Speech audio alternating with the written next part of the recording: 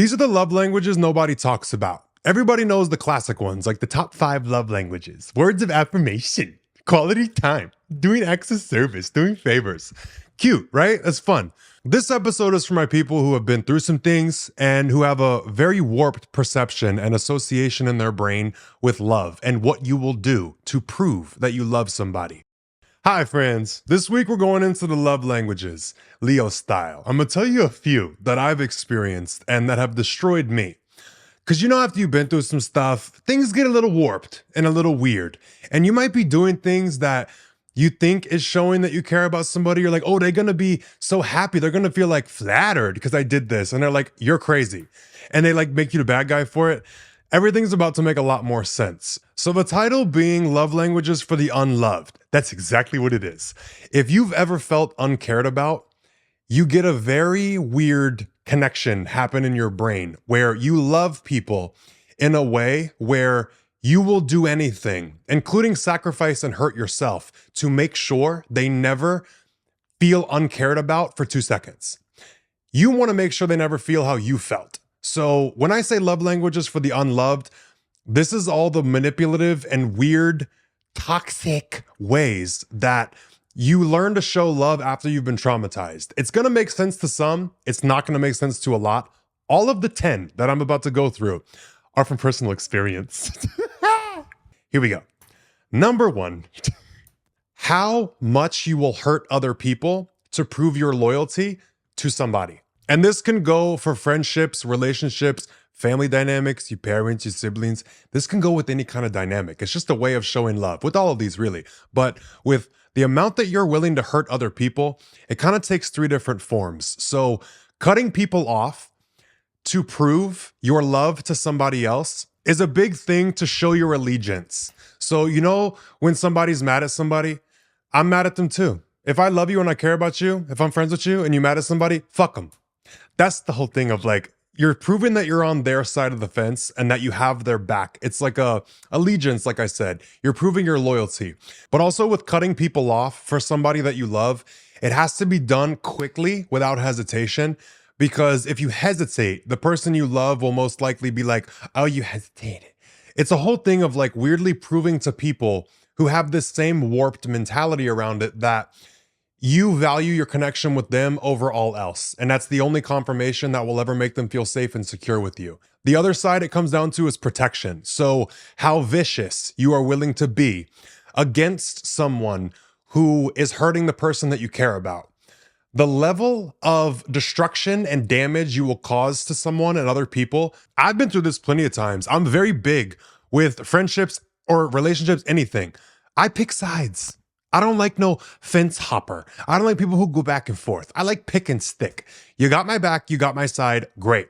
This can go into a real toxic dynamic, but I'm the type to delusionally defend you in public, but I'll correct you in private. So if you look stupid in public, we both gonna look stupid. I got your back no matter what. You're not going up against anything by yourself, but I will correct you in private. But it used to be a dynamic in my head where it was a blind defense and protection toward the person that I cared about. But this one gets real tricky and real nasty when you're in a relationship or something, because trying to prove your loyalty to somebody by being willing to cut off anyone that they have a problem with isolates you to that person. So you're rejecting and cutting off all other forms of love and avenues of it. And some people will take advantage of that. So if you've been in a toxic relationship where they isolate you, that's intentional. They don't want any kind of threat to your connection with them. They want it you and them. I kind of like it. Here and there to some extent. Like I said, pick sides. But this can get really, really bad and be used against you to harm you and get in a place where you're more vulnerable. So really watch out for that. The other dynamic with the amount that you're willing to hurt other people to prove your loyalty and love. If you put me in a position where you say, okay, there's a burning building. You can save your sister, or you can save 10,000 random people you don't know. I'm picking my sister. No question, no hesitation, and no doubt. I personally could not live life going forward with the guilt of knowing that my sister in her last moments before she died knew that I chose other people over her. Like I said, the allegiance and pledging it to that It might sound crazy, it might sound nuts. Some people are gonna get it, but I'm also Albanian, so like the loyalty is rooted so deep, it's unshakable. And my self-concept could not handle knowing that I saved a bunch of people over my sister. I wouldn't do it. Typically, the analogy when people give this example is like, oh, 100 strangers versus one. Kick it up a notch to 10,000, kick it up to 100,000. I'm not doing it. I hope I'm never in that situation because a lot of people are going to have to go. But like that whole thing of proving your love and your loyalty, some people would say I'm crazy and selfish and I'm lost my mind. I'm a horrible person. I can accept that. So be it. But I'm always going to choose my sister. So that's love language number one. Who and how many people am I willing to hurt to show that I love you? Very covert way of showing that I love you so bad. I would be honored if somebody did that for me. I would tell them, no, go save everybody else. I'll go jump out the window. I'll go die. You go save everybody. But even if my sister said that, I'm not doing it. So if it was me in that situation, I wouldn't let them save me. But with people that I love, I'm saving them. Okay, so love language number two.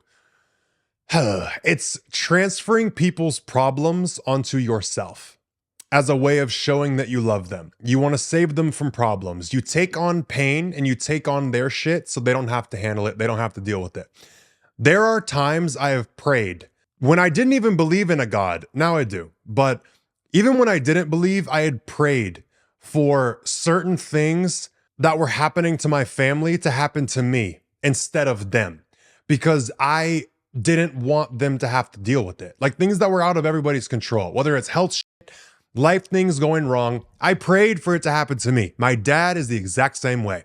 Anytime something bad happens to anyone in my family or anyone I care about, that's a very tricky dynamic because it can go into self-destruction big time, where you save people from their problems and you orient your entire life to fixing it. But the other added layer of showing you care even more is when your life is in chaos and when you are desperate for help and you're going through a bunch of shit, you have no bandwidth, and you drop everything to go be there for the other person. That is a very big ultimate form of like satisfaction to show love to them. It's like, how much can I suffer and how much can I take on to take things off of you? That's a weird association with showing love. That is not a healthy one. And you teach them learned helplessness and you save them and kind of prevent them from getting the skills to handle shit on their own. If you're always just there to save them, it's a lifelong thing. So if you don't know why you constantly do that and try and save people and help people and you get irritated, like, goddamn, can everybody just stop going through things or needing things? Because I'm tired of my life being revolved around them. Like I keep getting pulled out of my routine and all this and that. That's what's really going on. You're trying to prove your love. And your biggest fear, like I said, is for someone to not feel cared about. I get it. I'd be right here in the same boat with you. We paddling along like, what the fuck? But with all of these love languages I'm talking about, unfortunately, there is no way to cure them or heal them or undo them. Once you're aware of certain things and certain things are kind of set up in your brain, the reason I'm talking about them is to make you aware of what's really going on so you're not just blindly throwing away yourself to help everybody else all the time. So when you're facing something where you're about to do that, you're aware of what's going on so you can choose to do something different if you want. It's not just a blind running into everything, destroying yourself, everybody else. There are times that you will choose to do it when it's necessary, but I'm giving you your ability to choose back. And don't beat yourself up for showing love in the ways that you've learned if you feel like you want to. If you're aware of it and you choose it consciously, that's what you chose. And no one's going to fault you for it. Like with me and my sister in the burning building. I'm going to choose it and I'm going to feel bad, but not as bad as I would if I chose all the other people. Okay, love language number 3. This one's gotten me in a lot of trouble, is proving my love by going down with you. If something bad happens to somebody and they lose their job or career or whatever it is, my whole thing used to be, I'm throwing away mine too, to jump and help, to not leave you alone. It's like a sense of abandonment when somebody loses something or they're like going down. I used to not be able to recognize, hey, I could help you. My immediate thought was always blow up everything I'm doing, sacrifice everything, and I'm going to jump down and be going down with you so you're not going down alone. But going down with somebody is not usually like the best case scenario, because if they go down, if you don't sabotage everything to go down with them, you can help them more. But I get that urge and I get that understanding of like, you think you're just in a spiral and you think that you're jumping to protect them, but you're killing yourself to do that. So that was a big thing for me to wake up to, was like, just because somebody goes down, don't mean you got to go with them. You need to stay stable to help them get back up. And it happened so many times where I would go down with other people so they didn't go alone. And when it came time when I went down on my own. Be very careful when you do that. There are certain times it's okay. Like if there's a fight, it's like if I'm out somewhere with one of my friends and if 100 people are trying to jump my friend, I'm going to stand there and I'm going to fight with you till I die. We're going to go out swinging. That's a situation we're going down together. But other situations, you got to pick and choose. Like I said, so you're aware of it now. Choose different. If you don't know why you just keep self-sabotaging and you keep going down, it might be to be proving that you love somebody. And don't beat yourself up. That's a big thing. What I want to talk about with all this is like, all these things that you've done to destroy yourself have been to love and make sure other people are protected from feeling the way that you've felt, which is not cared about. You didn't hurt yourself on purpose. So don't beat yourself up and go into the shame game about it. I've done that too. I've done the whole self-hatred thing. Save it. Not the time. Never going to be useful. Love language number 4 is how bad you can be brutalized and still go back, as a way of showing how much I love you. You hurt me this bad. You've done this much to me. And I'm going to prove that I love you by swallowing it and getting over it, no matter how bad you destroyed me. And I'm going to go back to you as my ultimate pledge of how much I love you. Some people can only see love and feel loved like that. So if you're in a relationship that's toxic as hell, when they do you wrong is typically when they need reassurance. If they betray you, if they break something you love, wreck your car, sabotage something, beat you, they are going to do something to cause you pain, to see how much you will take on, and then choose to overcome it to show that you love them. It's the ultimate reassurance from both sides. But what it does to the person who has this love language of like, no matter what, I'm going to keep going back. Like you get that weird feeling of relief of like, you're devastated and fucked up by what happened, but to go back feels like a sense of relief because it's like, okay, maybe this time you've done me this bad, you've hurt me this bad, and you see it. When I pledge back to you how much I love you, maybe then you'll see how much I care about you and you'll care about me. You think it's a way of earning that love, and it's not. People with this dynamic setup of getting their reassurance and their validation that you love them by how much they will do to you and brutalize you, and then you'll get back with them, it will never stop. That is how they feel loved. So there's going to have to be a constant and consistent stream of things happening to you from them that you have to get over. And it's going to get more and more severe and more extreme. So do not get caught in this cycle. You don't feel relief going back to them after they've done you so wrong because you love them so much. You're getting relief that you finally feel like they're going to feel loved and you will finally get the love you've been after. And after you've gone through so many things, when you want to leave, but you don't, it's like I've already invested this much. And to leave is showing I don't care about you. And they're going to play that and manipulate the hell out of you. So wake up to this, please, because it will get to a point where trying to earn their love will kill you. Don't go that far. Nasty little love language number 5 is giving past the point that it hurts you. So an example is giving people money. If somebody's late on their rent or something and you don't have the money to give and it's going to put you in a bad spot where you can't pay your rent, but you give it to them anyway, that's another example of the one I talked about where you're transferring the problem onto yourself. But giving past the point of damaging yourself is a way of proving love also. And it's also going to be a test that people will play you like this mentally, like, oh, you don't love me, you don't care about me. Most people who have this relationship to love and feeling loved are not going to see anything that you're dealing with. They're going to expect you to tolerate it. They're going to expect you to give them your rent money so they can pay their rent and you got to figure it out. This is another situation where it will feel like relief to relieve them of that problem and then take it on for yourself because you're proving that love. Look, I love you so bad. Look, now I'm struggling. Now I'm stressed out. Now I'm the one freaking out. Now I'm the one facing all these consequences, but I saved you from it. So I feel better. That's what the relief is.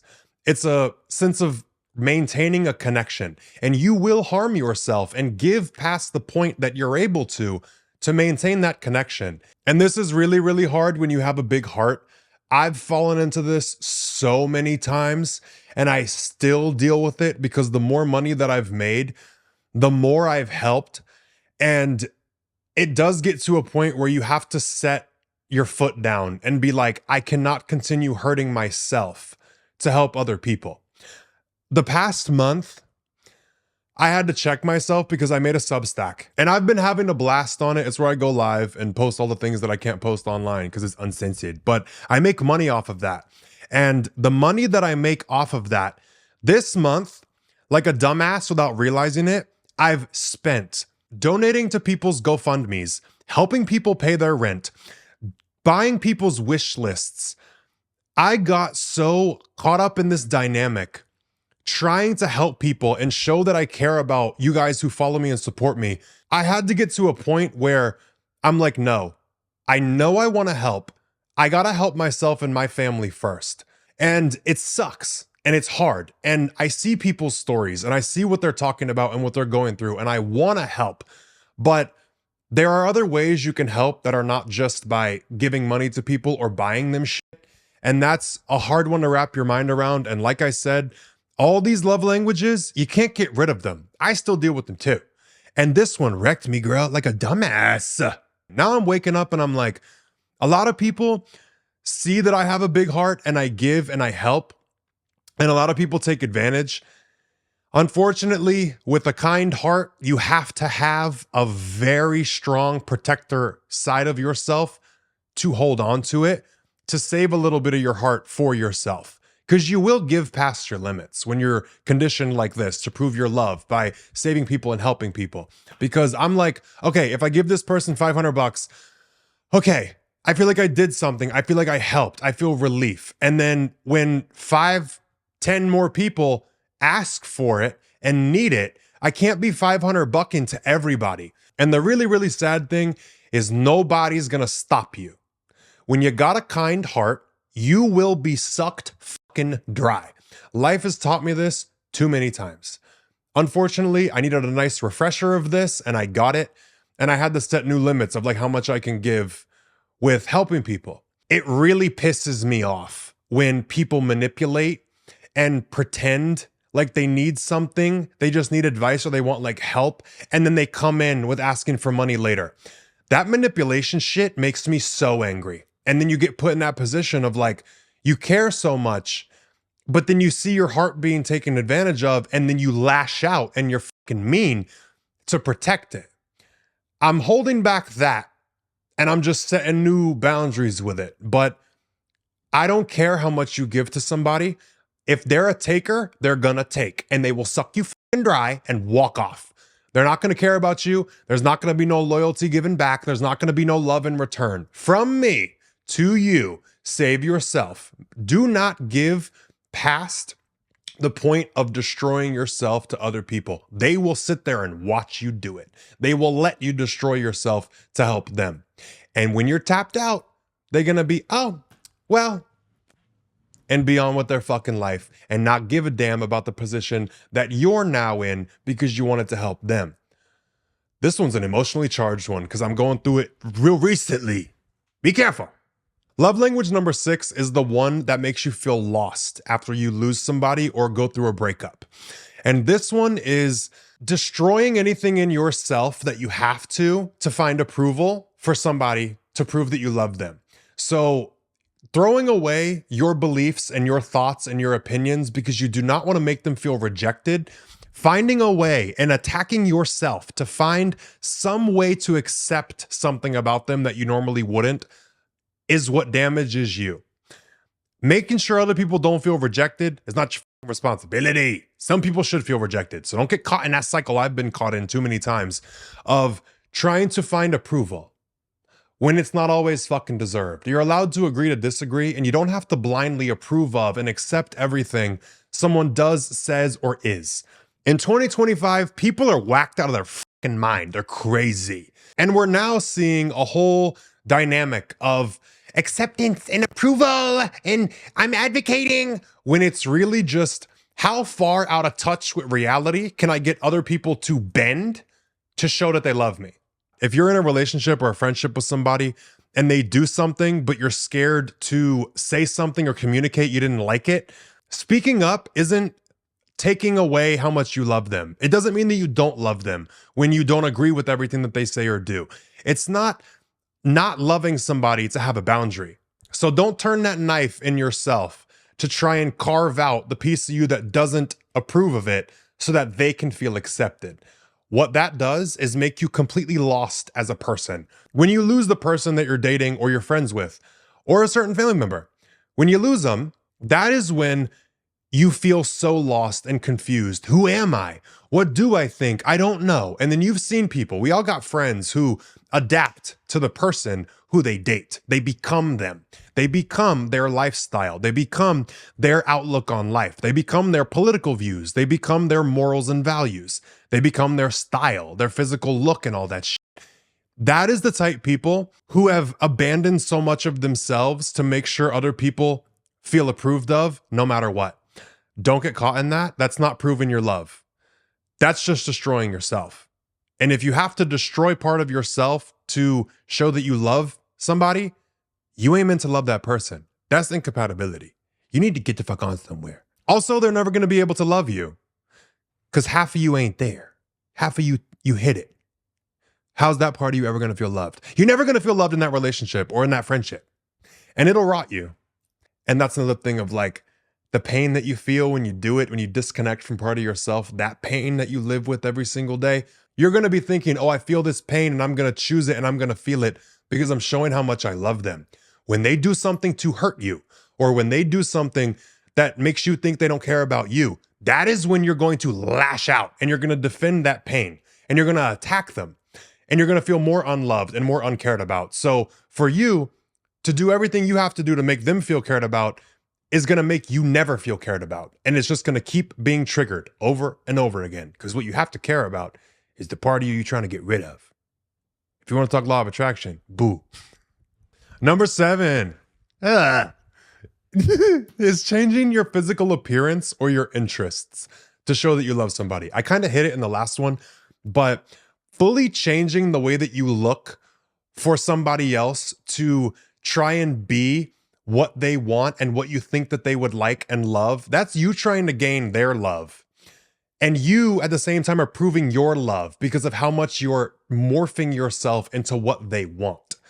If you're not what somebody wants, you're never going to be. It don't matter how you look. It don't matter what you change. It doesn't matter what you pretend to think. That's not you. It's never going to work. I've only worn black since I'm like 16, 15, 14. I don't know. That's my thing. I don't like wearing colors. I'll wear a leopard here and there, but black and gold is my thing. Nobody will ever make me like silver or white gold. I don't give a damn it's white gold. It looks like fucking silver. I'm not wearing it. Gold's always been my thing. I don't care. There's no exceptions to be made. And that's something I'm going to defend till I die. It's me. I'm holding on to that little part of myself. Wearing black and gold. That's it. But I've been in situations before where other people love me in a certain color. And so I've tried to wear it and they kind of like forced me into wearing it and like made fun of me for only wearing black. You have no style. You have no this. You have no that. I always dress better than most of the motherfuckers always talking about it. But I've been that before and tried to wear colors. No, because when things ended, I was then back at a point of like questioning my style. And then I went and wasted a bunch of money on colored shit. Because I thought that's what I like. Maybe I should just try more. Like maybe that is how other people are going to love me. Because when I wore color before, I felt a sense of being pulled toward them. I felt a sense of connection when I wore color with that person who was never supposed to be for me. So after it was over, continuing to wear color, I was chasing that feeling of being pulled closer to people. It didn't work. I felt uncomfortable in myself. I felt pushed away from myself, felt uncomfortable, weird. And other people can feel that. People can feel when you're not being yourself. So it felt like a sense of connection and like getting love. And when I tried to keep doing it, when it wasn't authentic, it didn't work. It had the opposite effect till I got to a point I was like, I don't like none of this shit. And I sold everything, got rid of all of it, burnt some of it, because fuck you. But then I went back to buying only black and happy as could be. But aside from the physical appearance thing, interests and certain things that you like, cars, I have a very specific criteria of cars that I like, but also with hobbies and shit that you like to do. Going to the gym, shooting guns. A big thing with me, I love a weapon. I love a firearm. I love a knife. I always have a knife on me. I always have a gun on me. And I like to go shoot them in practice. And there's people who have been scared of them and have made me feel guilty or bad about it. But it's funny when it flips, when you're scared, you're like, oh, Leo, where's your gun? Funny when it flips, but don't sacrifice what you truly like and what you enjoy for other people. It ain't showing that you love them. It's bullshit. And you're neglecting yourself to what? Be closer to them? Neglecting yourself is never gonna ever make you feel closer to somebody else for long. It will rot you. Like I said before, it's gonna rot you slowly but surely. You will shrivel away into nothing. You'll turn from a piece of shit to a little fart. You will cease to exist. You won't, but your identity will. And you'll feel lost again, like I talked about. So remember these things. That's not showing that you love them. Keep what you like for yourself, because the people who like that shit also is going to be cool with it. And also you might introduce people to it. Like certain friends of mine never shot a gun. I took them to the gun range. They loved it because they felt safe with somebody who knew how to teach them and look after them and make sure everything was fine. So you could introduce people into new things, but you over here just hiding it off the bat because you're scared they might not like it. Why are you doing that? Might be fun. Because now all my friends that I took to the gun range, they all got guns. They all be having fun. And they feel more safe. So would you look at that? Oh, number 8 is not protecting yourself against them. And you think that is showing that you love them. So when someone's doing something to you, they fucking you up, they hurting you, whatever, not protecting yourself and hurting them to stop them from hurting you is a fucked up way of trying to prove that you care about them. No matter what you're doing, I'm still not going to hurt you because I love you so much. But then it goes a step deeper where right after what's happened, they feel guilty. You immediately jump to comfort them for what they just did to you because they're upset that they did it. Your immediate thing is, I need to comfort them. They're so upset. How do I make them feel better about beating the fuck out of me or crashing my car or cheating on me? How do I make them feel better? That's me showing that I love them. I think it's very clear how fucked up that is, but I've fallen into it. And I'm sure a lot of people have. And if you're listening to me and you've fallen into that, it ain't your fault. And you've been taught to avoid the pain that you're in and just swallow it and take it. The more pain you take on and ignore is showing that you love them.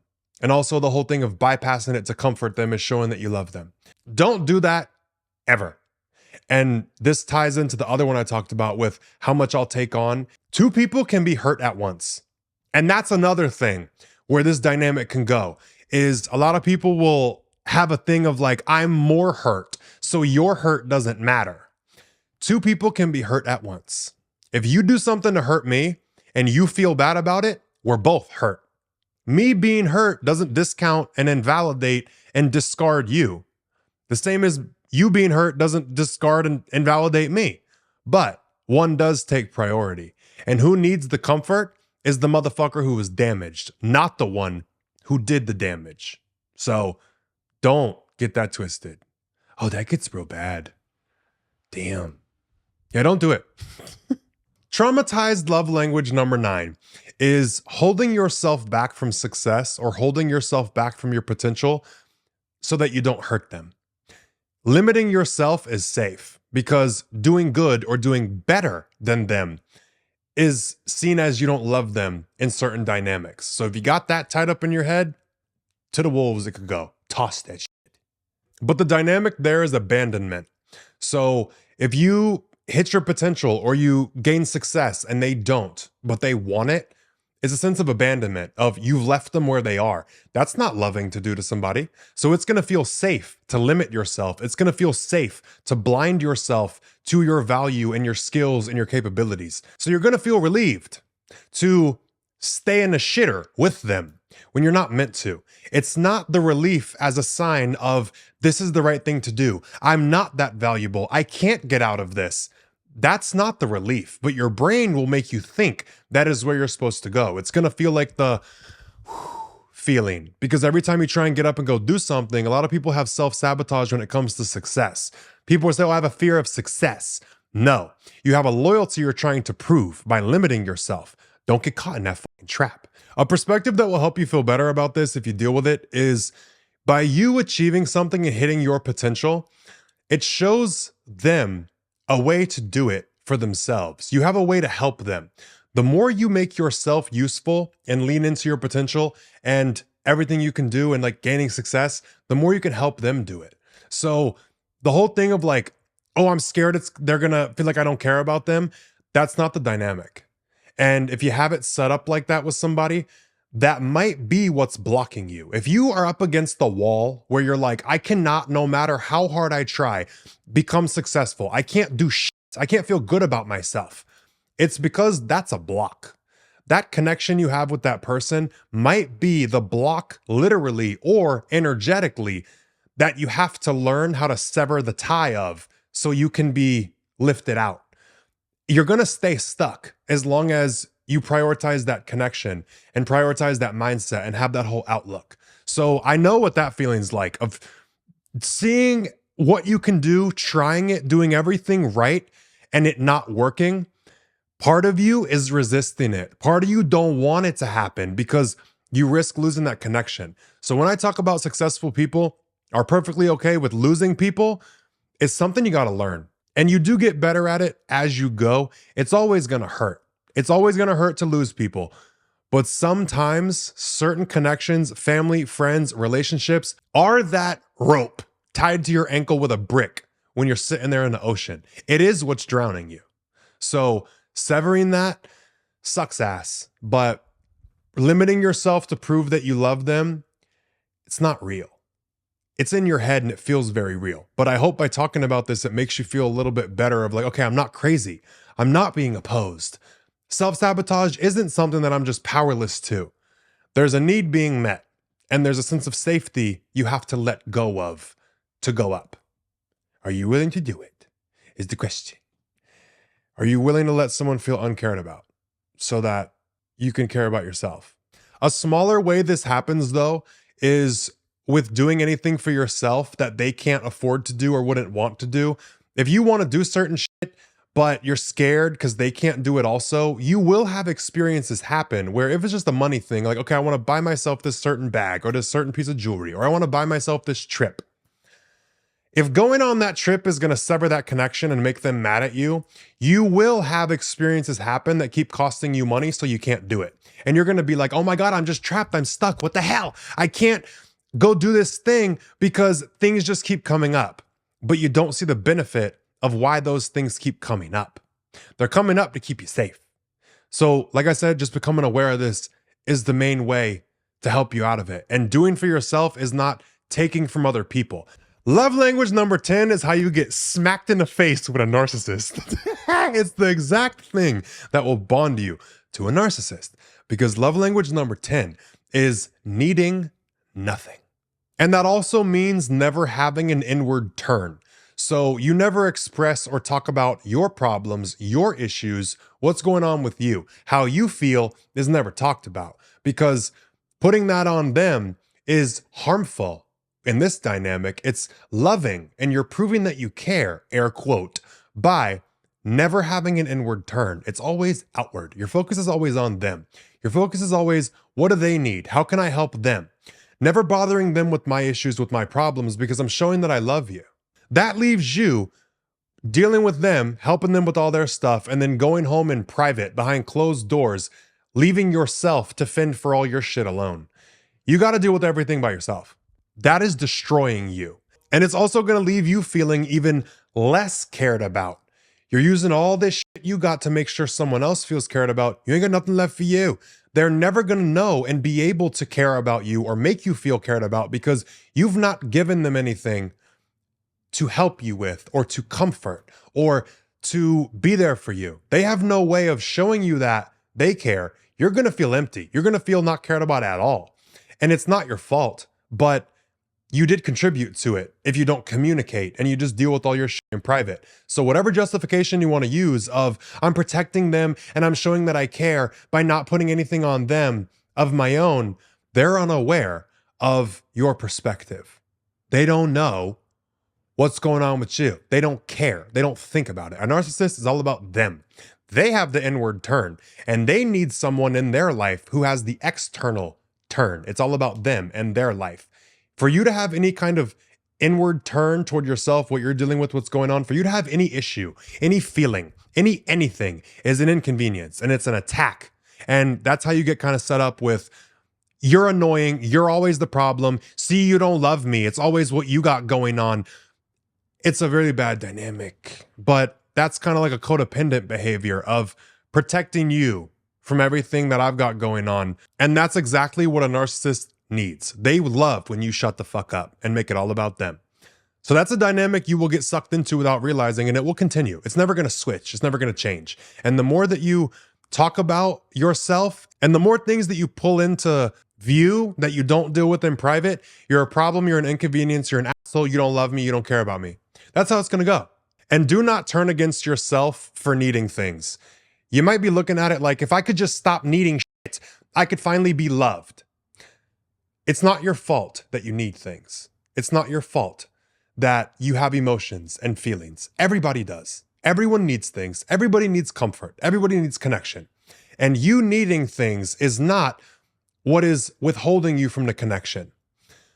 Being with someone who is incapable of meeting a need for you is what's keeping you away from connection, because you having needs and other people meeting them is when you feel connected. You do for me, I do for you. It's an equal exchange. That is real connection. Connection is not, I have no needs, I have no issues, my life is just revolved around you. That's not connection. So if you've been taught that, sorry, burst your bubble. It's not true. Not true at all. Real connection is made by everybody having needs and everybody catering to everybody. It's not self-sacrifice. It's not, oh, you shut up and deal with your shit in private. So I hope that makes you feel a little bit better. And do not turn against yourself and stick that knife in you and try and like rip yourself apart so you can just stop needing things and stop being upset by things. The problem is not that you're upset. Keep that in the back of your head. I want to reiterate this one more time before I end this episode. There's no way to fix it that I've found. Like I said, I've talked to countless therapists and counselors, and I've done my own work and reading and studying all kind of shit to try and figure this out and change it and flip it.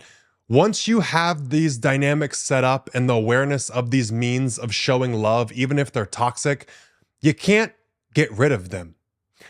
All you can do is become aware of what's really going on and why you feel the way you do and why you do the shit you do. Because when you're aware of it, you're no longer just mindlessly going into it. When things come up, you're like, oh, I feel this way, but I know why. Do I want to choose it? That's the thing. You can choose different or you can choose to do it. There's going to be situations where you do it both ways, but I hope that makes you feel a little less crazy. And there's not anything wrong with you. You've just been traumatized by life and taught really fucked up and warped dynamics with love, feeling loved, and how to love people. So it's not your fault what's happened to you, and don't fucking apologize for it. This is your responsibility, though, to learn from it and become aware and choose different. So that's why I wanted to make this. I hope this helped. If you made it this far in the episode, I always tell people to comment a certain emoji. This week, I want you to comment the number of the love languages that hit you the most. Which one gagged you the most? I'd like to know who makes it this far and listens to me and hangs out with me to the end. Also, if you're listening to the audio version of this on Apple Podcasts and Spotify, hit the download button and leave me a 5-star rating if you feel inclined. Show me you love me so bad. That's a healthy way you could show me. That's a new love language. Do me a download and do me a 5 stars. If you're watching this on YouTube, hey friend, I can see you. If you like this video, leave it a thumbs up and hit subscribe if you're new. Welcome to the family. We look crazy over here, but like the good kind, not the annoying, weird kind. We're not going to chop you up and put you in a freezer. We're just going to show you that we love you so bad in really weird ways. As always, I will leave all of my social media in the description. Also my Substack link if you want to subscribe and come into the little family over there. It gets hectic, but we have a blast. We have fun. I'm also going to link my merch in the description if you want to get something. There's not going to be any further restocks coming in for the Forgiveness collection, just to give you a heads up. So if you want it, order it. Some things are on back order, but once these orders are in, it's done. So get it while you can. That is all I've got for this week's episode. Hope you liked it. Everybody be safe, take care of yourself, and I'll talk to you guys next Sunday.